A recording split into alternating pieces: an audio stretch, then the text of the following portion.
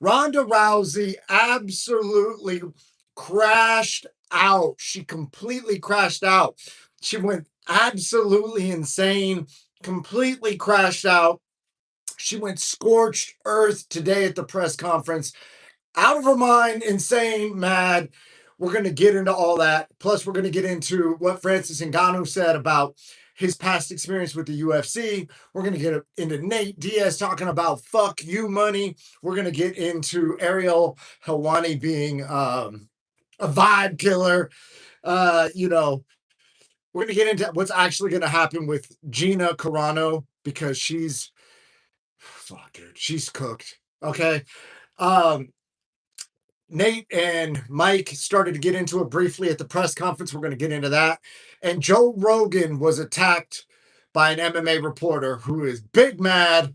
We're going to get into all that today. I'm your host, King David MMA. I'm a professional MMA fighter, a Brazilian Jiu-Jitsu black belt, and I coach at Extreme Couture, the best gym on the planet. So for those of you that are already subscribed, shout out to you guys. I'm going to be in the chat right now, so make sure your notifications are on. That way you know when we go live, because I prefer to have a conversation. I'm looking to connect with like-minded people. So if you're feeling this, then make sure you have notifications on so I can holler at you in the chat. Because when the chat starts, I get super excited, super fun for me. We got Arpon the Dawn in the chat already. Shout out to Arpon the Dawn, the first chat member. He wins the award, first chat member today. Let's go. I'm sweating my ass off, guys. I just got out of the shower. I trained 3 practices today. It got crazy. So they offered me a fight on Friday. It's a long story. We'll get into that if we have time. But yeah, so Ronda absolutely crashed out. Oh, man. I got a wave from Arpon the Dawn. I got Lewis in the chat. He's saying it's his favorite show. I agree. He's got excellent taste, guys. And so we'll get right into it for you right now because people are starting to hop on. So, guys, if you didn't see the Ronda Rousey Gina Carano press conference, I have the actual quote up here. Let me move this a little closer right here. So, you know what I'm saying? We can read this super easy. Okay. So essentially, they asked the ladies, because they're the main event, Gina and Ronda are the main event for the MVP Netflix card, what about Kayla Harrison? And Kayla Harrison is saying that Gina Carano is irrelevant and that the fight is irrelevant and that Ronda's fighting somebody irrelevant, right? And so when it got to Ronda snapped back. Ronda, she fucking popped the fuck off. I'm gonna read you guys the whole quote, and then at some point, you guys, after this stream, you should go peep the video because she gets fucking big mad. She fucking crashed the fuck out. All right, so they go, what do you think about Kayla Harrison saying that this fight is irrelevant? Well, Gina is so relevant that she's the whole reason the 145-pound division even exists. And I'm so relevant that the only reason she, meaning Kayla Harrison, has a job at the UFC is because of me.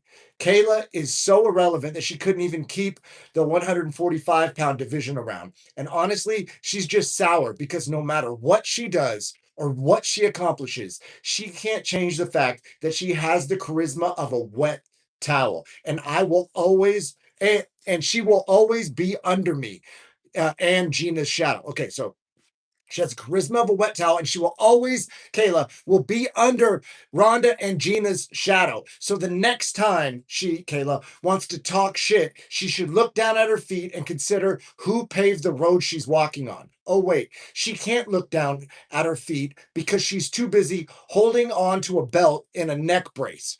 Her and Hunter, meaning Hunter Campbell, the UFC lawyer, trying to act like her upcoming fight is being booked as the biggest women's fight, then why is it being booked as a co-main event for a men's interim title fight? The bitch isn't even bigger than Patty the Batty. No offense to Patty. I think he's got more potential than anybody in the UFC, and he should call me when his contract runs out. Here's another contradiction. I found the kicker. If she thinks her fight is the biggest women's fight of all time, then why is she getting paid less now than I was 10 years ago? So riddle me this, bitch. Are you overvalued or underpaid? This is not just the biggest women's fight of all time. This is the biggest fight of all time that's going to get the most views on the biggest platform. on a card with the biggest stars and will be headlined by two women who dared to dream big. And this dream will bring more opportunities and greater revenue for the fighters than ever before, because this fight is bigger than just me and Gina and anybody on stage. It represents an unstoppable force of change in the industry, spearheaded by the fighters themselves. Bet your fucking ass this is the biggest fight of all time. Fucking A, Ronda. Tell us how you really feel. Holy shit, she popped the fuck off. Man, uh, Lewis is saying, yeah, Ronda gets mad easily. Dude, she got so fucking heated right now.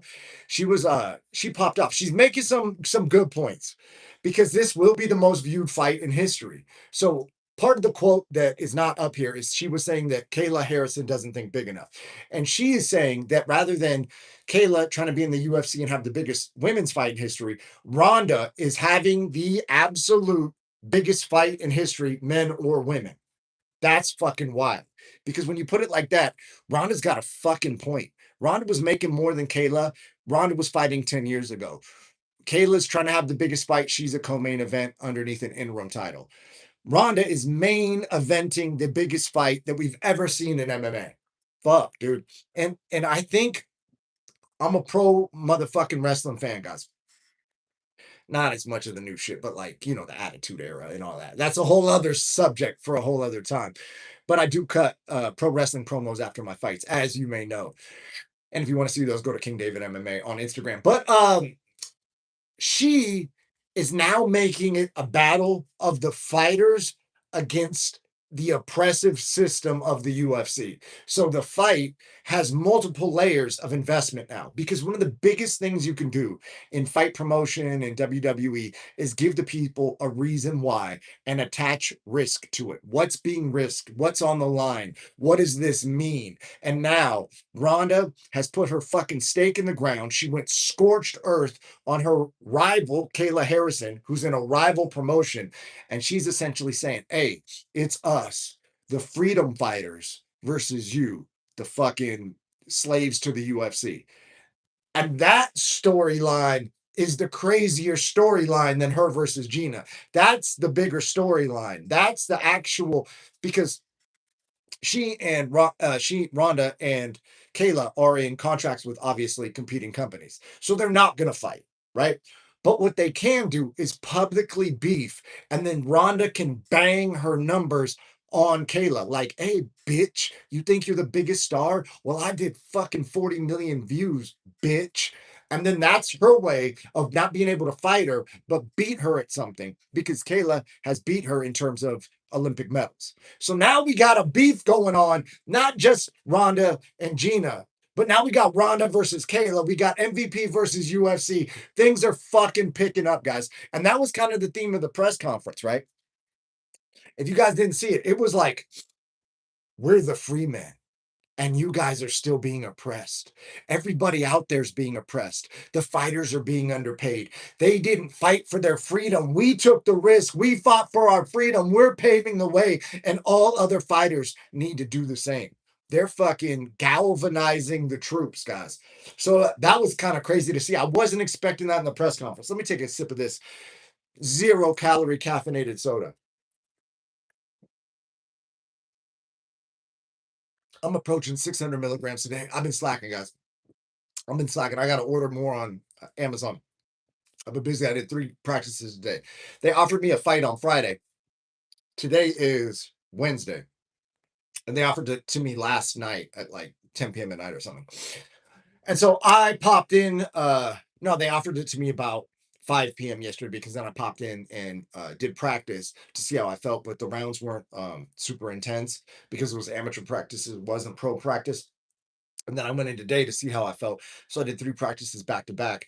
And by the time I got out of the practices, the fight was no longer around. So sometimes these last minute fights, you got to just fucking say yes before the fight disappears. So that fight has disappeared, but it is what it is, because that dude has ducked me before, because we literally weighed in. I looked that man dead in the eyes, let him know I was going to bounce his head off the fucking rough MMA canvas. And he found a way to get food poisoning and not show up to the fight. So we made weight and he didn't make it to the fight. So I'm not too worried about it. Maybe we'll fight in the future, maybe we won't, but I would need some assurances. You know what I'm saying? That he's gonna show up because last time he did show up. Anyways, more shit that happened at the press conference. It was the free man show, like I was saying, the free people. Oh shit. Oh shit. We got big news, guys. I think Felony Charles Bennett is in the chat because the moderator just popped in the chat and moderation is happening and I can see it live. We also got John Hogan in the chat. Hey, what's up, John? Right back at you, bro. And so it was like the free men. It's like this movement that's happening now, right? And that's kind of what they were saying. And Francis was talking about being a free man, and all the fighters on the stage are free men. And there's other fighters that want this opportunity, but they can't get this opportunity. And essentially, what it is that the UFC is locking people into long term contracts for way less money than they may be worth once they become a star.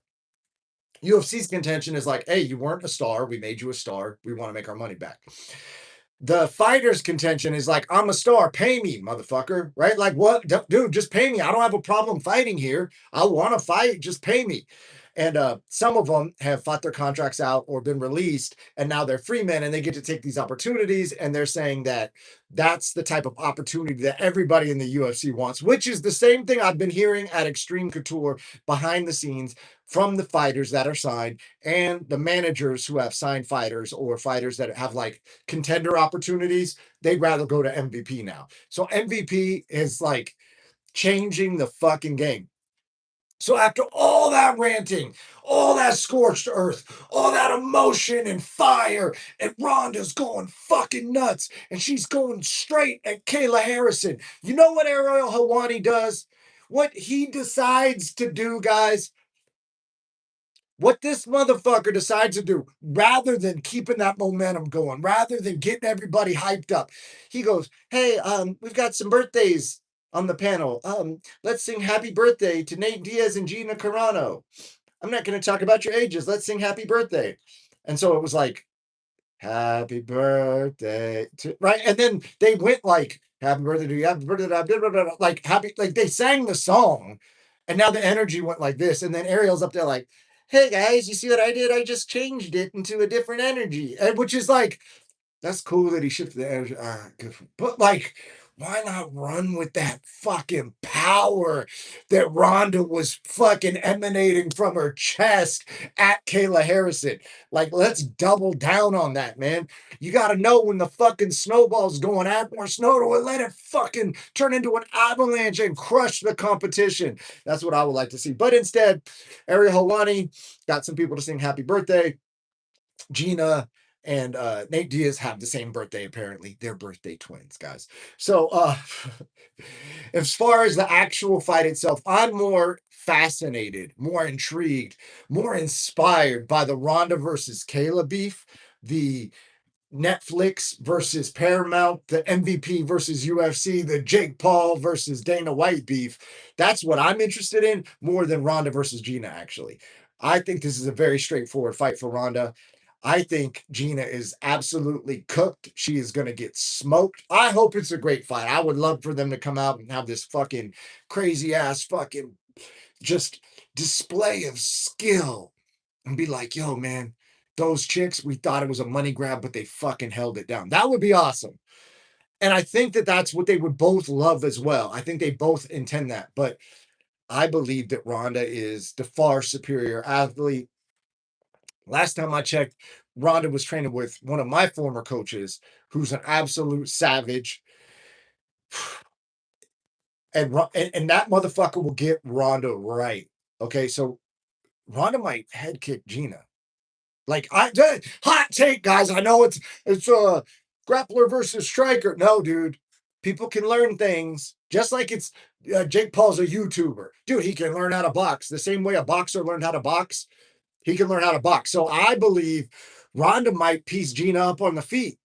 I know that's not popular. I know I'm not supposed to say that. That goes against the grain. It goes against the narrative. But Ronda is a fucking freak athlete. She's extremely she's got a lot of rage inside, as we saw today. You can see that she's able to channel her rage, and she's driven, And I believe with her new coaching, because she is not with that boxing coach anymore, and she will get some sick Muay Thai if she's still. I'm not sure who she's training with right now. I just saw some clips a few months back, and then they brought my ex-girlfriend in to spar her, and my ex-girlfriend fought in the PFL, and my ex-girlfriend beat.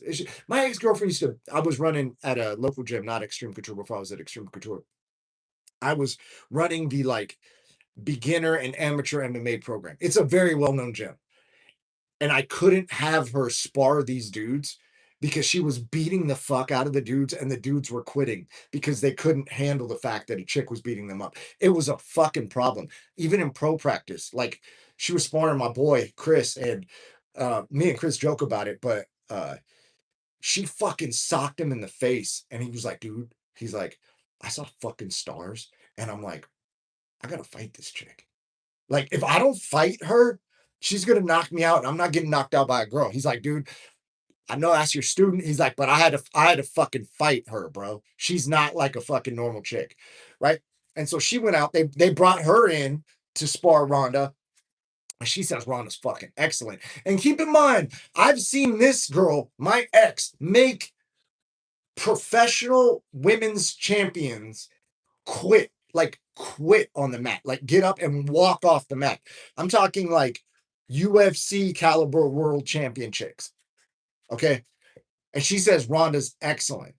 So whatever that means, take that. I'm just trying to give you guys the inside information. Maybe you guys want to bet. I know Felony Charles Bennett has a little something going on with Kurgo. Maybe you want to go drop some money on the Kurgo app. You know what I mean? Support the fucking fam, guys. All right. So Felony Charles Bennett is in the chat. He says, we just got here. Felony has got company over. It's a big life events are happening for Felony. We're happy for Felony and everybody surrounding Felony. You know what I'm saying? It's good vibes, guys. All right, I'm gonna hit this. I got a whole fucking list today, guys. I got a whole list for you guys today. I'm gonna drink this again. These right here are some of my favorites, man. And the problem is, these have caramel color in them, which I heard is bad for you. But these are so fucking delicious to me. It's a whole situation.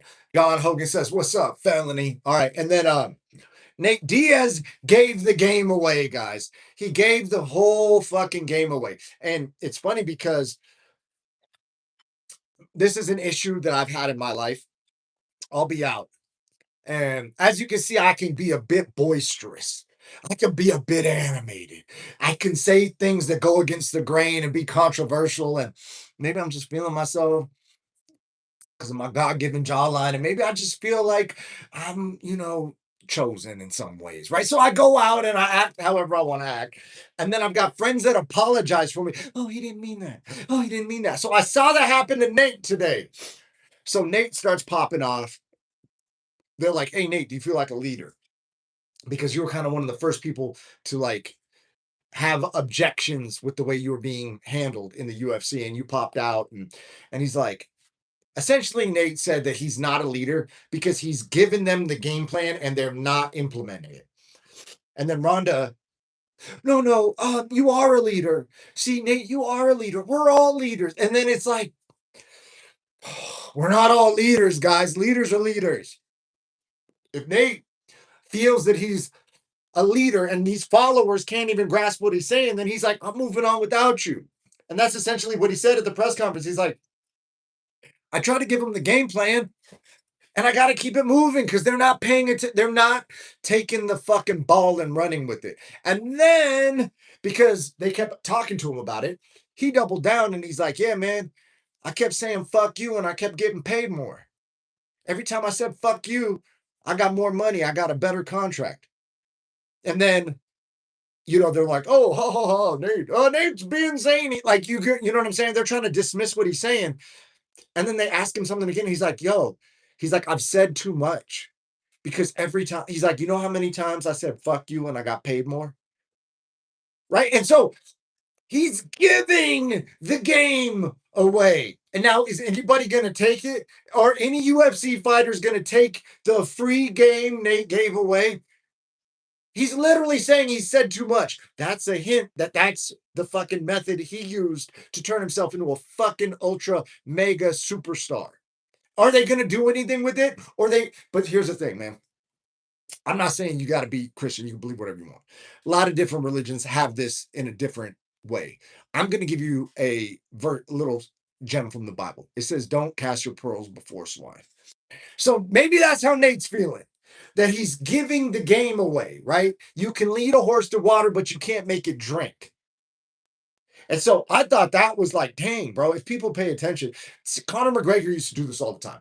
Conor would be at press conferences or post fight speeches or interviews, and he would say things like, timing beats speed and precision beats power. And then nobody would do anything about that. They would try and get faster and stronger rather than work on their timing and precision. Then Conor, another gem Conor dropped. He's like, the human animal likes to fucking grab when it's scared. So I crack them, I hit them, and they turn into panicked wrestlers. I took that and ran with it. I got myself a fucking belt. That's all I needed to hear. I said, oh shit, all these dudes are going to try and grapple me. I'm a Brazilian Jiu Jitsu black belt. Now, am I going to waste a bunch of energy trying to take their ass down? What if I could just kick them so hard I put the fear of the fucking shadow realm into them and then they shoot on me? And then this is fucking MMA heresy. I submit motherfuckers from guard. Oh my gosh. Oh God. And sometimes I sweep them and I get on top. You know what I'm saying? And sometimes I'll submit them from top. And sometimes I take their back, right? It's not all guard play. But what I'm saying is that, like, if you understand martial arts from all forms of martial arts, and then a fucking genius like Conor McGregor gives you a fucking golden nugget, you can take that piece of advice and go win a fucking pro MMA title. So I feel that's what Nate gave at the press conference today. He's like, yo, man, fucking speak up and tell them to go fuck themselves. And if a lot of people on the roster started doing it, the situation would probably improve for people. And I don't even think the UFC would necessarily be mad about it.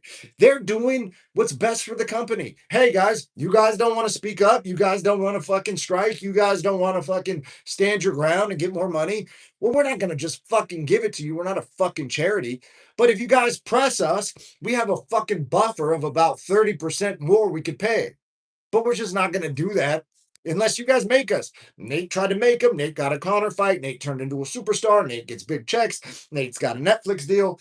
But hey, guys, fighters can take that advice or not. Speaking of Nate, him and Mike Perry were going back and forth. And Mike Perry says that they're both going to get bloody. And this is the fight that Mike wants. Mike doesn't care about money. Mike wants to stand there and bang. Mike also, they asked him, they said that Nate is the BMF. Mike Perry's the king of violence in bare knuckle, right? So he's got his own belt. It's like the BMF belt of bare knuckle. And they said, what would this belt be called? Would you guys have a belt for this one? And Mike Perry said, RNS. And they said, Mike, what does RNS mean? Ariel Hawani. What does it mean? RNS, can you clarify what that means? Bro, what do you think it means? Real Netflix shit. I'll let you guys fill in the middle word, or maybe Felony will pop in at some point and he could drop it on you guys. You know what I'm saying? But that's what Mike Perry said that this fight is, the RNS. So I thought that was interesting. And then Mike Perry didn't even drop it. And then he's 3% black. He's got the pass, apparently. You know what I'm saying? He didn't even drop it at the press conference. That would have made headlines, right? But, maybe they got told backstage that you can't kind of say all that because it's Netflix now and you got to be politically correct. I don't know. Or maybe he was just aware that this isn't the platform to do that on, right? Even though it might be. Maybe. I don't know. What do you guys think? Should he have dropped the M bomb? Should he have dropped it on their ass at the press conference? The RNS belt? Man, if they really make that belt, that'd be wild. But Mike said he's expecting them to both get bloody. He's hoping Nate will get bloodier than him. And he said that he's going to come forward, and they were talking about how Ariel Helwani was talking about how Mike Perry hits hard. Or it wasn't even Ariel, it was some reporter in the crowd had asked about, they both got some knockouts and everything like that. And it's like, Nate's, yeah, man, he's got power, but you better kill me. Right. And so that's how Nate's going in this. Like, dude, if you don't kill me, I'm going to still be here. I'm going to be pushing the fucking pace on you. So I thought that was interesting. I thought the fuck you money was interesting. I thought the fucking Ronda popping off. Mike Perry also said that he's going to be on Nate's ass like white on rice, you know? So I guess he's planning on pushing the pace on Nate. Nate's planning on pushing the pace on him. This fight could be very easy if Nate shoots, whether he ends up on top or on bottom. He can submit Mike Perry. I guarantee it. I guarantee it. I'm a subject matter expert, guys. He will absolutely submit Mike Perry if it goes to the ground for any stretch of the time where Nate is actually trying to submit him rather than wrestle up, which is the common MMA meta right now. It's all wrestle up, and then because everybody wrestles up, nobody actually stays on bottom and plays guard. Therefore, there's a whole generation of people who've never really experienced advanced guard play. Therefore, their defenses haven't developed as the previous generation had, where everybody was playing guard. So I feel like the next meta might be guard play. But that's another crazy thought, guys. That's another crazy thought. I know I'm fucking far out there, like this shirt. Speaking of this shirt, so I have a super ultra rich client. He gives me like fucking Versace shirts, and I got all these Burberry shirts and Dolce and Gabbana fucking fanny pack, and I got a Versace fanny pack and all this shit. Right, the number one fucking piece of clothing item that I get complimented on is this shirt right here. It's not the Versace. It's not the Burberry. It's not the Dolce. It's this shirt. Okay, guys. So, anyways, I wore this shirt out and I was like, oh, let me just play around. I'm just gonna wear it, And popped over to Sprouts, got some energy drinks. Next thing you know, getting compliments on the shirt, y'all. So I'm not saying that that's like I'm a fucking fashion expert. I'm just saying that's the results that I've gotten with name brands testing it against a shirt like this. And the second most complimented shirt I get is I have a shirt that says "Faith Over Fear." It's a Jesus shirt, and I get stopped and complimented on that. And then I have there's a brand that sends me free clothes, and they're like super politically oriented. So we're not even going to get into all that. If you guys are super, super right wing, you can go check them out, Red Pill Threads. But they have like crazy shit that I don't even know what the shirt means. So it's like they're way out there. They're way out there, way out there, right? So they send me shit because I had shouted out like Andrew Tate in a post fight speech, and then Andrew Tate started following me and retweeting me and shit like that. And you know, they have sent me a shirt that says "Christ is King," and when I wear that one, I get complimented on that too. And then I will say the other thing that I get complimented on is the Dolce and Gabbana fanny pack, and then almost never on any of the Versace or Burberry stuff.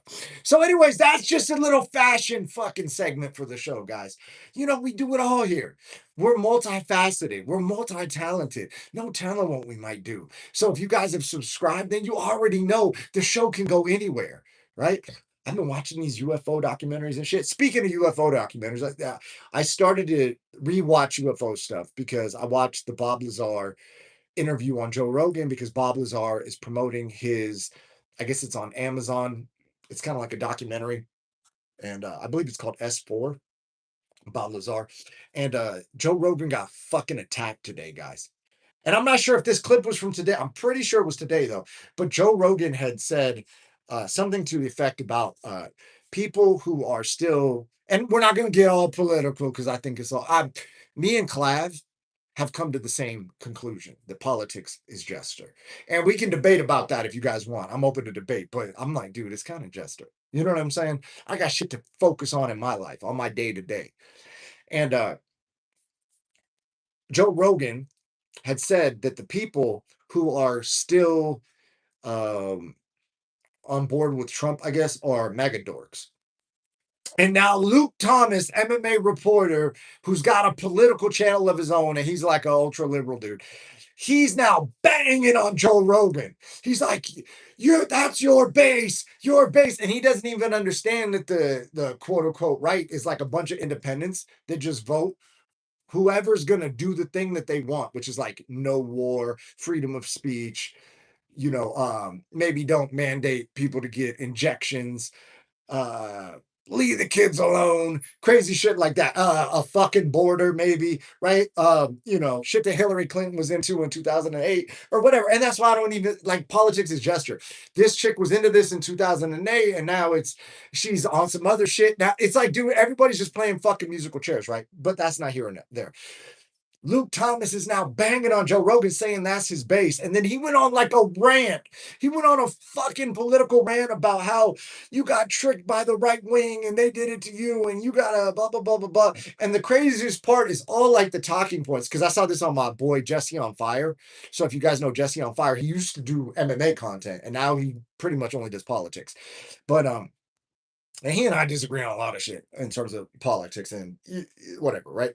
But like, he's saying that he agrees with Luke Thomas on all these subjects. He's just saying that he doesn't identify as right wing, and Luke would categorize him as MAGA, right? And so, to the person who doesn't interact with the other segment, they don't even know what they're talking about in terms of like Luke Thomas banging on Joe Rogan, because Joe Rogan's making a distinction and Luke is saying it's the whole fan base, and the whole fan base is not actually that. There's a lot of people that voted for that dude, not because they were in the cult, but because they were like, hey, he said no war. And now that there's war, everybody's like abandoning the guy and saying, hey, bro, kick all those motherfuckers out that are telling you what to do. Get the fuck out of that country. Leave that other fucking country alone. You said no war. Come fix this motherfucking country. Get these gas prices down and handle business like you said, because we're not tired of winning yet. So make us fucking tired of winning like you said. That's what kind of a lot of people feel like Jesse on Fire is probably in that category. And Luke Thomas is putting him in a cult of people who still support the dude who they voted for one reason and they no longer support because he's behaving in a different manner. So I thought that was interesting. I'm going to go back and watch the Joe Rogan clip to make sure that that's kind of what Joe Rogan meant. But Luke's over here. You platform the guy. You put him on your show. You ball wash him. It's like, bro, he invited Kamala on too, dog. He's an independent, bro. I don't see Joe Rogan as like a political whatever. I almost see him like a left wing dude on a lot of subjects. He endorsed Bernie Sanders. Like, that's what. So, and then I'm supposed to care about politics. Like, this is what I'm saying. You can endorse Bernie Sanders. You can agree with Hillary Clinton in 2008. And then they call you a right wing dude because you voted for a guy who said no war. And then you disavow the dude when there is a war. And then it's like, what are we doing, guys? What are we fucking doing? You know what I'm saying? And then let me stop before I pop the fuck off. You guys got me on a rant now. Hey man, make sure you follow Fight Circus. Okay. Fight Circus at Fight Circus, home of the freak show fights. You can see me, you can see Felony. We're all doing crazy ass shit up there. This is the Felony Charles Bennett. I heard they're taking this one to print. They're printing out a bunch of them because we got some requests from the chat. So make sure you pick up a Fight Circus tee. If you need to get one, hit me on Instagram, King David MMA, and I will put you in contact with the people that can get that handled for you. And we're putting in the orders right now, so we're gonna handle that. Also, tell your coach to go to Studio Millions. I was supposed to say this at the beginning of the stream. I was so excited for the stream. I didn't even do the plugs, guys. StudioMillions.com will pack your coach's gym full of students who stay, pay, and refer. Make sure you send them. Man, it's going to rain money on them, and they're going to love you, dude. Imagine your coach just fucking owing you and loving you and fucking just being like, thank you for putting me onto this. It changed my fucking life. You can change your coach's life. StudioMillions.com. And yeah, man. So that's what's popping off. I was supposed to fight on Friday. This game's crazy, guys. This game is fucking crazy. I'm supposed to fight a dude. I'm supposed to cut weight in 2 days and go fight a dude who the last time I cut weight, I passed out in the weight cut briefly. Like, you just get lightheaded. I like whatever. It's neither here nor there. And then the dude didn't even show up to the fight. And now I'm supposed to be fucking jazzercised about fighting this dork. Go have a fight, make weight, fight somebody. The guy's got 30 pro fights. He shouldn't have missed the fight with me. Hey, I had food poisoning, man. Doc, you lost to a piece of chicken, bro.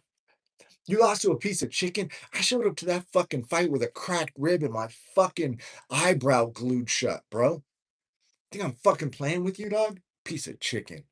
food poisoning, bro. Get the fuck out of here. Dog, I fought with broken bones and all kinds of fucking concussions going into fight, bad weight cuts, fucking didn't even rehydrate properly because my body was rejecting everything I was trying to fucking drink. Well, like, and I still fucking fought, bro. You know what I'm saying? Anyways, I need more caffeine. I think that's what I need. But yeah, man, I'm gonna peep the chat real quick. I don't know. I think the chat's lagging on me over here. I don't know. I got this whole setup, guys, and I got this thing. It's called OBS software, and it's supposed to allow me to have scenes and all kinds of shit. So the fucking stream's gonna look professional soon. I keep saying it on here so that I'm fucking verbally accountable because I believe in thoughts and actions are one. That type of behavior. So the more I say it on here, the more I put pressure on myself to get it fucking done. So, anyways, I got to do it in the daytime, in the morning, because if I go to train, then I end up with I do extra classes and I got to teach sometimes. And you know what I mean? And the next thing I know, I'm in fucking 3 practices back to back, maybe teaching a private lesson or whatever. And then I get back here and I'm like, oh fuck, I gotta hop on the stream. Let me get lined the fuck up. Let me get shined up and then I hop on the stream. And now we're here. You get what I'm saying? So, anyways, guys, if you are a subscriber, I absolutely fucking love you. I got the coolest, like, I know the channel's not big yet, but you motherfuckers are real ones, man. I fuck with everybody that's in the chat and all the subscribers that have commented. Okay, I can't say that. I can't say that. I try to fuck with all the. There's a lot of good comments, but some motherfuckers are dumb as fuck in the comments, guys. Go read some of the comments. The chat's always been good. The fucking comments are stupid as fuck, right? Some of them. There's some, and I'll be real. It's mostly positive. It's like 90% positive, but those 10% are so stupid that it's like they draw attention to themselves. Eh, And then that's what another issue with politics. Like I see a stupid comment, like someone that can't even formulate a fucking thought, and that person can vote. You get what I mean? Like, what are we doing, guys? Anyways, yeah, so if you subscribe, you're probably a fucking real one. If you're in the chat, then I've probably got a good vibe off you already. And I love you guys. Thank you so much. I'm having a lot of fun doing these, and we're gonna run it the fuck up, guys. I'll see you tomorrow. Peace.